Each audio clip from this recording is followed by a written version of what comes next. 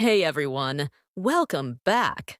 I'm so glad you're here because today we're going to tackle one of the biggest struggles that English learners face: understanding fast conversations.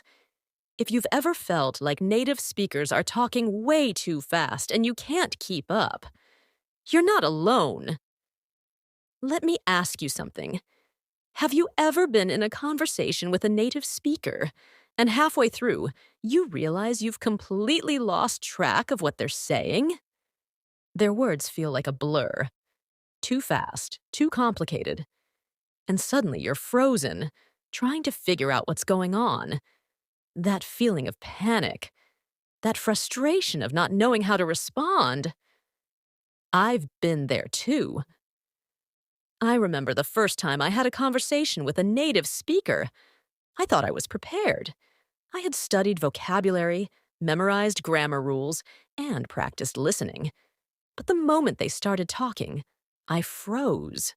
They were speaking so fast, Ogim, it felt like 100 miles an hour, and I couldn't keep up. My mind went blank. I felt embarrassed and frustrated, and honestly, I started questioning if I'd ever be able to speak fluently. But here's the truth. Understanding fast English isn't about memorizing more words or studying harder. It's about training your ears to catch patterns, tones, and rhythm. Native speakers don't speak word by word. They use connected speech, drop certain sounds, and rely on rhythm and tone to communicate. And once you understand how that works, you'll finally start to understand conversations in real time. So stay with me, because in this video, I'm going to show you exactly how to train your ears for fast conversations. By the end, you'll have practical techniques that you can start using today. And trust me, once you start applying them, you'll feel more confident and more in control in every conversation. Let's get started. All right, let's talk about why fast conversations feel so hard, even when you've been studying English for months or even years. First of all, the problem isn't that you don't know enough English. It's not about vocabulary or grammar. It's about how fast native speakers talk and how different that sounds from textbook English. Native speakers don't speak the way you learned in school. They cut words, blend sounds together, and use slang that's almost impossible to catch if you're not used to it. For example, instead of saying, "What are you doing?" they'll say, "What you doing?" Or instead of saying, "I'm going to go," they'll say, "I'm gonna go." And here's what happens. Your brain hears these sounds, panics, and freezes. You start thinking, wait, what did they just say? And by the time you figure it out, the conversation has already moved on. And let's be real. It's overwhelming. Your brain is trying to do three things at once: translate, process grammar, and understand new vocabulary, all while someone is talking a mile a minute. No wonder you feel lost. I had a student named Diego from Brazil. He told me, "I can understand English when it's slow, like in a classroom, but the moment I watch a movie or try to talk to a native speaker, I'm completely lost." And I get it. Diego's problem wasn't that he didn't know enough English. It was that his brain was stuck translating instead of recognizing the sounds naturally. And that's the key. You can't rely on translation when you're in a fast conversation. Native speakers aren't pausing and waiting for you to catch up. They're flowing through the conversation.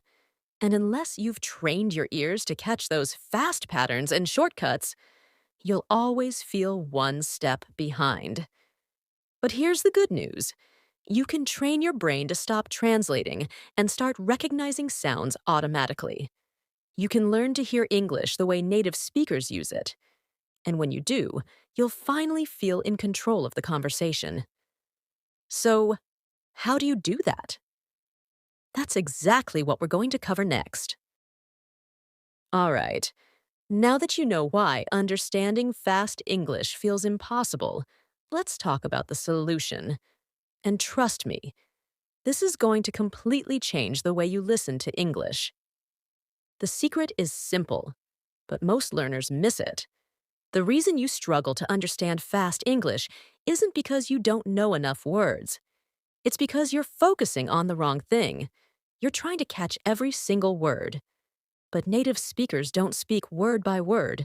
They speak in connected patterns. Here's the thing. When native speakers talk fast, they blend sounds together, cut out syllables, and reduce certain sounds completely. They don't say, I am going to the store. They say, I'm going to go to the store. They don't say, did you eat yet? They say, did you eat yet? If you're listening for each individual word, you're going to miss it. But if you train your ears to recognize the rhythm and flow, you'll start to understand it naturally. Let me give you an example. I'm going to go. I'm gonna go. Did you eat yet? Do you eat yet? What are you doing? What you doing? Notice how sounds get reduced or blended? Going to becomes gonna. Did you becomes do you.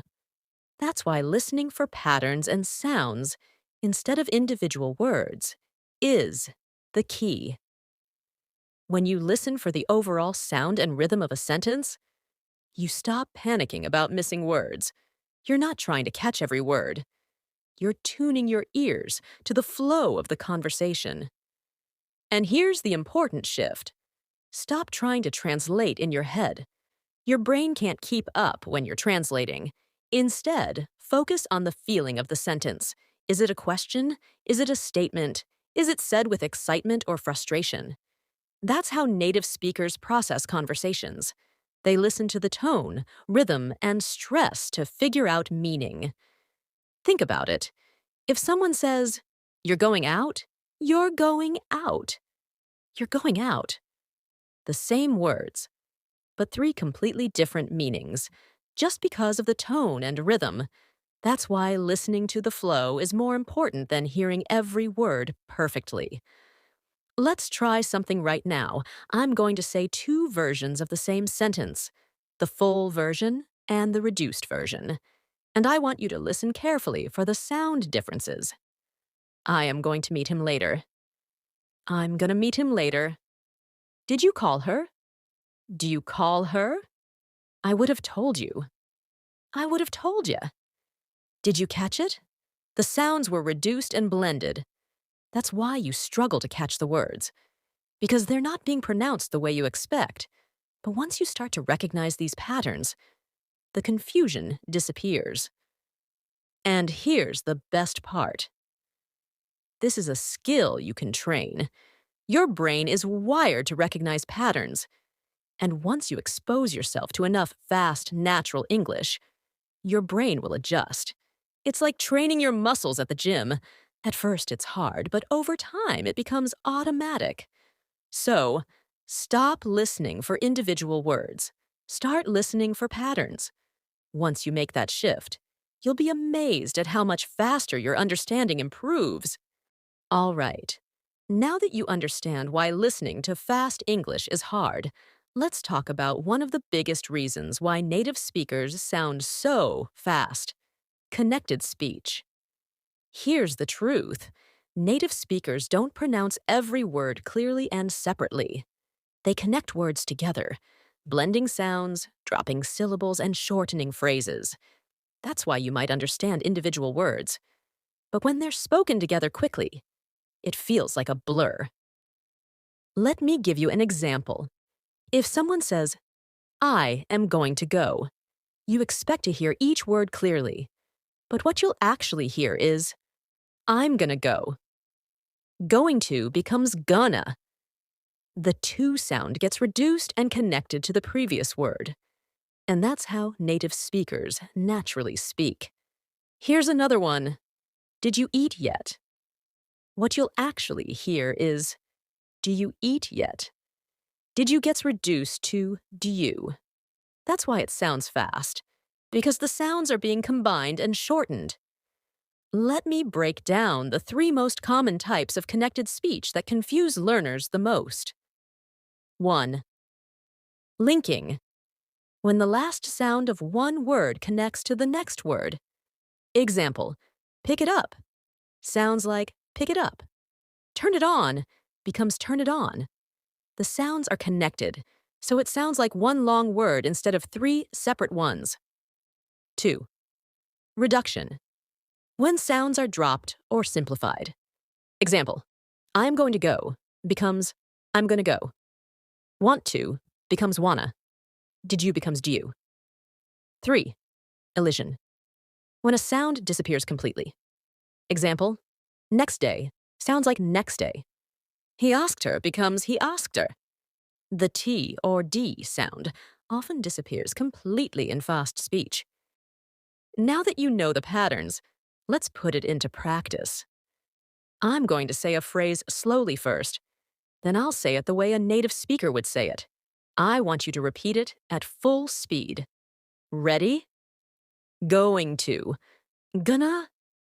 Did you eat? Do you eat? Wanna go? Wanna go? Good. Now let's step it up. Try this.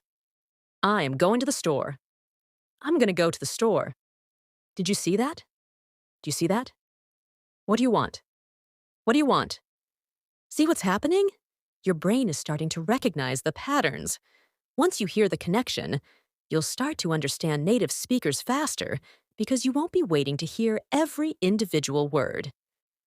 And here's the thing, you don't need to get it perfect. Even native speakers don't pronounce every sound clearly. The goal isn't to sound like a robot. It's to flow with the rhythm of natural conversation. Think of it like music. When you listen to a song, you're not hearing each note separately. You're following the beat, the melody, and the flow. That's how English works too. Native speakers aren't trying to confuse you. They're just speaking naturally. Once you tune your ears to the patterns, it all starts to make sense. Now let's make it even harder. I'm going to say a sentence naturally, and I want you to repeat it exactly how I say it. Don't try to slow it down. Match my speed and my tone. I'm gonna grab some coffee. What do you want to do later? Do you know where it is? That's it. The more you practice this, the more your brain will adjust to the speed. And eventually, fast English will stop sounding like noise and start sounding like real conversation. Let's keep going. In the next section, I'm going to show you exactly how to practice connected speech in your daily life so that it becomes natural and automatic. All right, now that you understand connected speech, let's talk about one of the most powerful techniques for improving both listening and speaking at the same time: shadowing. Shadowing is simple, but extremely effective. It's when you listen to a native speaker and repeat exactly what they say, immediately after they say it, without pausing. Let me explain why this works so well. 1. It forces you to process sounds in real time. When you shadow, you're not just listening, you're training your brain to react quickly to the sounds and patterns you hear. That's what native speakers do. They don't think about grammar or vocabulary. They respond to sound patterns automatically. 2. It builds muscle memory. Just like learning a sport, shadowing helps you train your mouth to move in sync with the natural rhythm of English. When you practice shadowing, your brain and mouth start working together, and that's how you develop natural fluency. 3. It helps you catch connected speech. When you're shadowing, you're forced to match how native speakers link words together, like gonna instead of going to. You'll stop expecting to hear clear individual words, and you'll start catching the natural flow. Let me give you an example. If you're watching a TV show and you hear this line, "I'm going to the store later," you'll probably hear it like this: "I'm gonna the store later." Shadowing helps you catch that blending, so you don't feel confused when you hear it in real life. Here's how to practice shadowing. Step 1. Find a short clip from a TV show, movie, or YouTube video, something between 30 seconds and 1 minute. Step 2, play it, and try to repeat exactly what you hear in real time. Step 3, match the tone, rhythm, and pronunciation. Don't stop if you make a mistake. Keep going. You don't need to understand every word. The goal is to match the flow and the sound. Let me show you how it works. I'm going to say a sentence, and I want you to repeat it immediately after me. Don't stop, even if you miss a word. I'm gonna grab some coffee. Did you see that movie last night? What are you up to this weekend? Good. Now let's try something a bit longer. I'm going to say a full sentence. Listen, repeat, and try to keep up with my pace. Hey, I was thinking we could grab some lunch tomorrow. Does that work for you? I haven't seen that show yet, but I've heard it's really good. Are you coming to the party tonight or are you going to stay in? See how that works. You're not just repeating words, you're matching the natural flow of real English conversation. Here's why shadowing works so well. When you do it regularly, your brain starts recognizing the sound patterns of English automatically. That means you'll understand conversations faster, without having to translate in your head. At first, you might struggle to keep up. That's normal. But the more you practice, the easier it gets. Start with short clips, 30 seconds to 1 minute. Focus on matching the speaker's tone and rhythm, not understanding every single word. And here's a pro tip. Use subtitles at first if you need to. But once you feel more comfortable, remove them.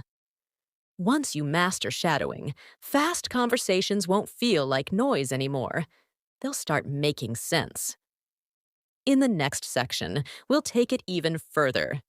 I'm going to show you how to use real-life conversations to sharpen your listening skills, so that you don't just understand fast English, you'll start responding confidently too. All right, now that you've started training your ears, let's talk about the next challenge: handling real conversations when things move fast. Even after you've improved your listening skills, you're still going to miss words sometimes. And that's okay. It happens to everyone. Even native speakers miss things in conversation. The problem isn't missing a word, it's how you respond when it happens. A lot of learners freeze when they miss a word or don't understand something. They start overthinking. Did I miss a keyword? Am I going to sound stupid if I ask them to repeat it? And that's when the conversation breaks down. But here's the secret. Native speakers miss things all the time, too. And they don't panic. They just ask for clarification or keep the conversation going. Let me give you an example. Imagine you're talking to a friend and they say, "Hey, I was thinking about heading to that new place downtown tomorrow. Want to join?" But you didn't catch the last part. What do? Wrong response. You freak out. Go silent. End the conversation. Right response. You stay calm and ask them to repeat it naturally. Let me give you a few go-to phrases that you can use anytime you miss a word or phrase in a conversation. Sorry, can you say that again? I didn't catch that. Could you repeat it? What was that last part? I'm sorry. I didn't quite follow. Could you say that one more time? Simple, but powerful. These phrases do two things. First, they buy you time to process what's happening. Second, they make you sound natural and confident instead of panicked. Here's another tip. When you're not sure about a specific word, ask for clarification instead of pretending to understand. Did you say you're heading to the new place downtown? Wait, what's that place called? See how natural that feels? That's how fluent speakers handle conversations. They stay calm and ask for clarification without any shame. And here's a pro tip. If you catch part of what the person said but missed a detail, you can repeat what you heard and ask for confirmation. You said you're heading to that new place. Which place was it? This does two things. It shows that you were listening, and it gives the speaker a chance to repeat or clarify without making it awkward. All right, let's try a quick exercise. I'm going to say a sentence, and I want you to respond naturally, even if you don't catch the whole thing. Hey, I'm thinking about going to that new Italian place tomorrow. You in? Yeah, I've been super busy with work. It's been kinda crazy. I watched this awesome movie last night. You'd love it. See how easy that is? You're not memorizing complicated grammar. You're learning to respond naturally and keep the conversation flowing. Here's the key takeaway. Conversations aren't tests. You don't need to understand every word to keep the conversation going.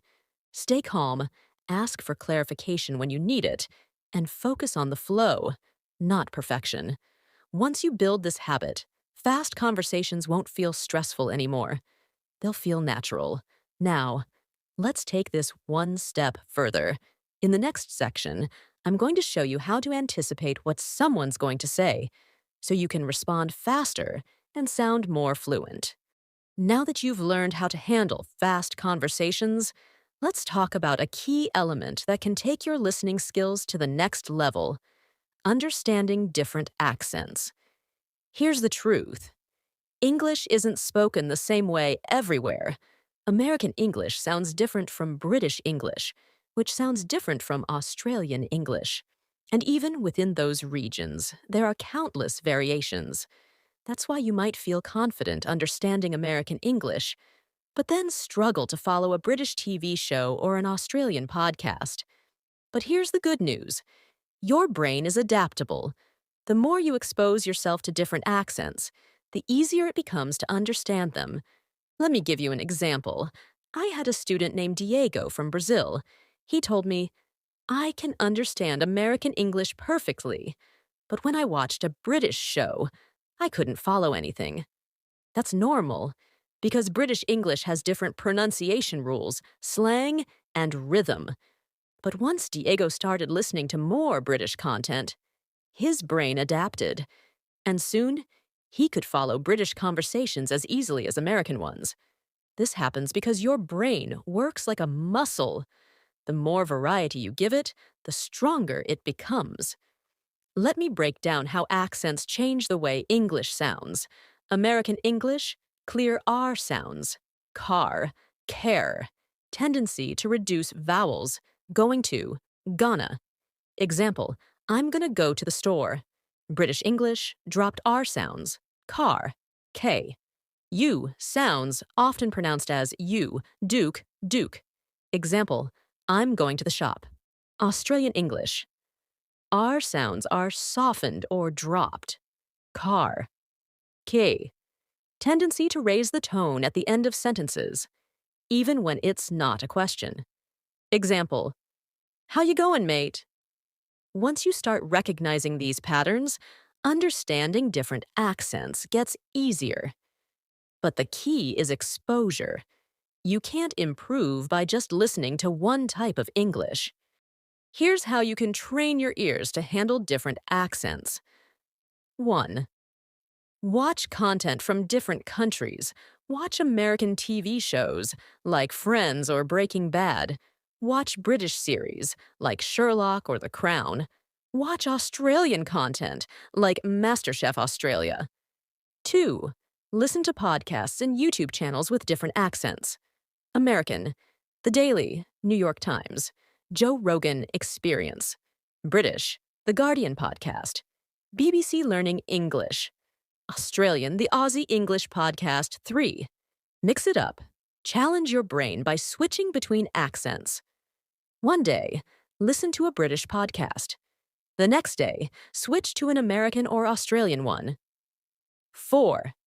Shadow different accents. Try mimicking the way British, American, and Australian speakers pronounce words. Don't just copy the words, copy the tone and rhythm. Let me give you a quick example of shadowing accents. Repeat after me. American. I'm gonna grab some coffee. British. I'm going to get some coffee. Australian. I'm gonna grab a coffee, mate. See how the tone and pronunciation shift. That's how you train your ears to adapt automatically to different accents. And remember, you don't need to sound like a native speaker to understand them.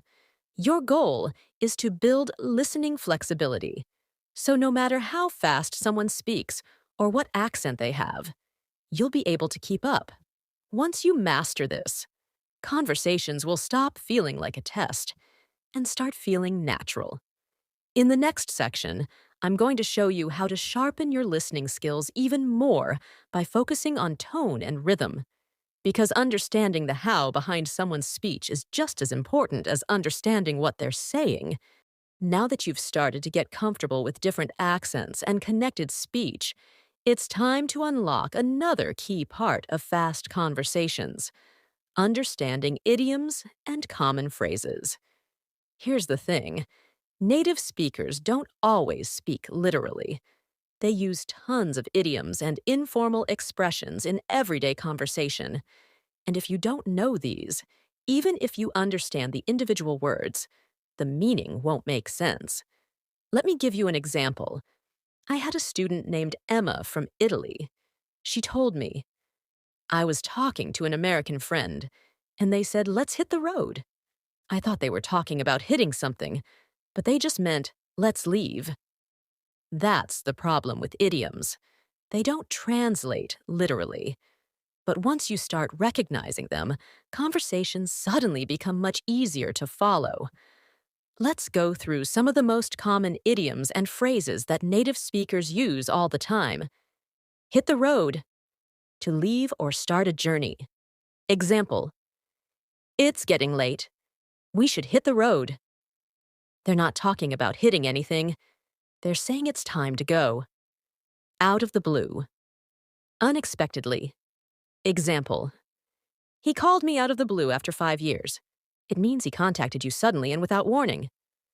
Piece of cake. Easy. Example: "That test was a piece of cake." It means the test was really easy. Break a leg. Good luck. Example: "You have a job interview today?" Break a leg. It's a way of wishing someone good luck, not asking them to actually break their leg. Under the weather. Feeling sick. Example: "I'm feeling a bit under the weather today." It means you're not feeling well. Let the cat out of the bag. Reveal a secret. Example: "I accidentally let the cat out of the bag about your surprise party." It means you accidentally told someone a secret. Bite the bullet. To face a difficult situation. Bravely. Example: "I hate public speaking, but I have to bite the bullet and give that presentation." It means you're going to face a difficult situation even though it's uncomfortable. See how different these phrases sound when you actually know what they mean. Native speakers use idioms naturally. And once you start recognizing them, conversations will feel way more natural. Let's try a quick challenge. I'm going to say a phrase. You try to guess the meaning. Let's call it a day. That means to stop working for the day. I'm feeling under the weather. That means you're feeling sick. She spilled the beans about the surprise party. That means she revealed the secret. How did you do? See how quickly idioms become easy once you've seen them in action? But here's the key. You don't need to memorize 1,000 idioms to speak fluently. Focus on the most common ones, the ones you'll hear in casual conversations, movies, and TV shows. Here's how you can practice using idioms naturally. 1. Listen for idioms in TV shows and conversations. Pay attention to how they're used. Context matters. Write them down and try to use them yourself. 2. Use them in conversations. Challenge yourself to use 1 or 2 new idioms every day, even if you make mistakes. The more you use them, the more natural they'll feel. 3. Create flashcards with examples. Write down the idiom, the meaning, and an example sentence. Review them regularly, and try to create your own sentences. Let me give you a quick test right now. If someone says, let's wrap it up, what do they mean? It means, let's finish. How about this one? I'm going to hit the sack. It means, I'm going to bed. See how easy that is? Once you train your brain to recognize these phrases, conversations will stop feeling like a puzzle and start feeling natural. And here's the best part. Once you start using idioms in your own conversations, you'll sound way more natural and confident. In the next section, we're going to take it even further. I'm going to show you how to use tone and rhythm to make your speech flow, just like a native speaker. All right, let's get real for a moment. There's a point in every learning journey where you feel stuck. You're listening, you're practicing, you're doing everything right, but it feels like you're not improving. Sound familiar? Here's the thing. That's normal. When you feel stuck, it doesn't mean you're not learning. It means your brain is processing. Think of it like working out.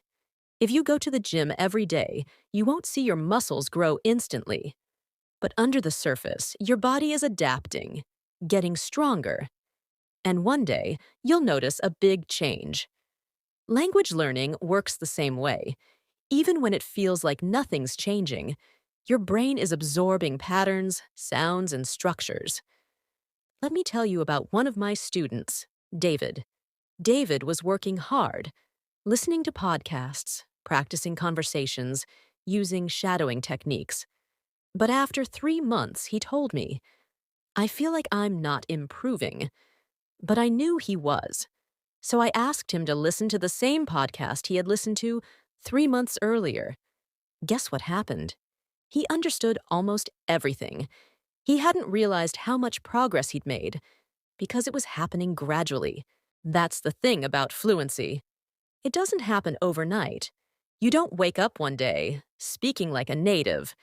It builds slowly, layer by layer. But here's the key. The learners who succeed are the ones who keep going even when they feel stuck. So how do you stay motivated when it feels like you're not improving? Here's what works. 1.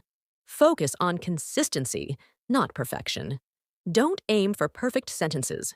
Aim for progress. If you have a bad conversation or miss a word, that's okay. Keep showing up. 2. Celebrate small wins. Did you understand a phrase you didn't know last week? That's a win. Did you have a short conversation in English without freezing? That's progress. 3. Track your progress. Keep a journal of new phrases, idioms, and vocabulary you've learned. Write down what you understand today and check back a month later. Let me give you an example. If today you understand 50% of a podcast, that's great.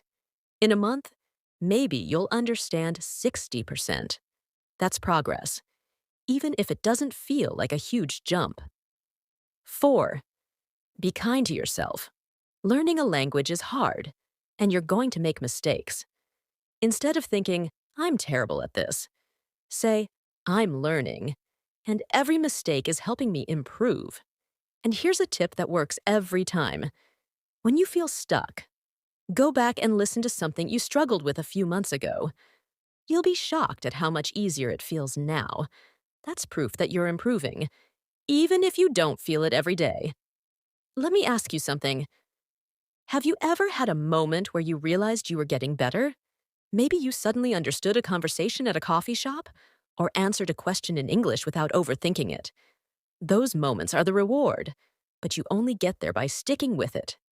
And let me tell you, the moment you realize that you've broken through a plateau, it feels incredible. Suddenly, conversations start flowing. Words come more naturally. You'll think, wow, I'm really doing this. But you only get to that point if you keep going. Even when it feels slow, progress is happening, even when you can't see it. So don't stop now. You're closer than you think. In the next section, we'll take it even further. I'm going to show you how to bring it all together so you can train your ears, speak with confidence, and handle any conversation like a pro. So, Let's quickly go over what you've learned today.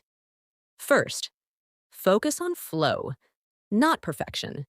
It's not about catching every single word. It's about understanding the overall rhythm and message. Second, train your ears with shadowing and connected speech. When you practice repeating what native speakers say, even when it feels fast, you'll start to pick up patterns naturally. And most importantly, stay consistent. Progress doesn't happen overnight, but every day you practice brings you closer to fluency. Now it's your turn. Start training your ears today. Watch a TV show. Try shadowing a conversation. Even if you only understand half of it, keep going. And when you feel like giving up, remember, understanding fast English isn't about knowing more words. It's about training your brain to process sounds and patterns naturally. You've got this. And I can't wait to hear about your progress. Let me know how it goes, and I'll see you in the next one.